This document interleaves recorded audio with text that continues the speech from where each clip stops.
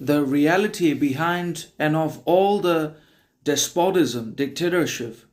fascism in the world is that not only do they thrive on exploitation, manipulation, purposes, and strategies, but they also use force, persuasion, and basically coercive leverage as the fundamental principles and necessary imperatives, not only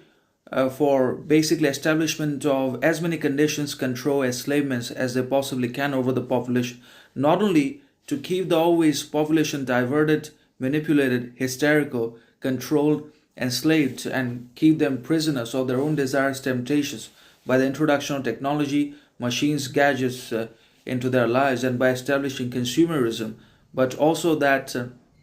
it uses force whenever it seeks, whenever it considers it necessary. It becomes forceful, coercive, and dangerously dominant, arbitrary in its exploitation, basically strategies in basically imposing, establishing as many conditions, forces,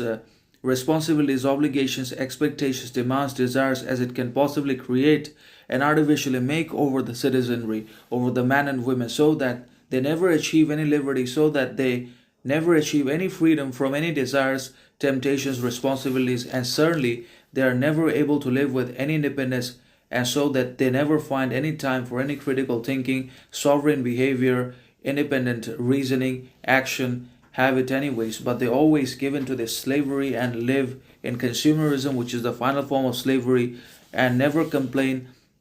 because there is no way anyways out of the modern democratic government. And that means all the present governments in the world are either dictatorships whereby there is no need or necessity for complaining, revolting, rebelling anyways, because we'll be dismissed immediately, because no one can replace the dictatorial governments, because there is no opposition in that sort of communistic, dictatorial, fascistic governments.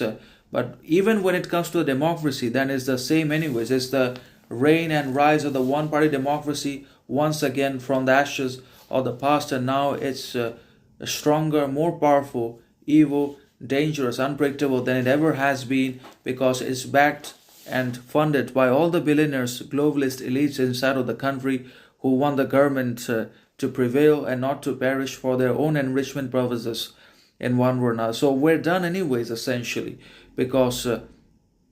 all the despotic, fascistic, dictatorial governments thrive on the use of force and exploitation, manipulation strategies. And that is exactly what we're now subjected to. And we're also being enforced and introduced to a whole lot of corruption, inflation, unemployment.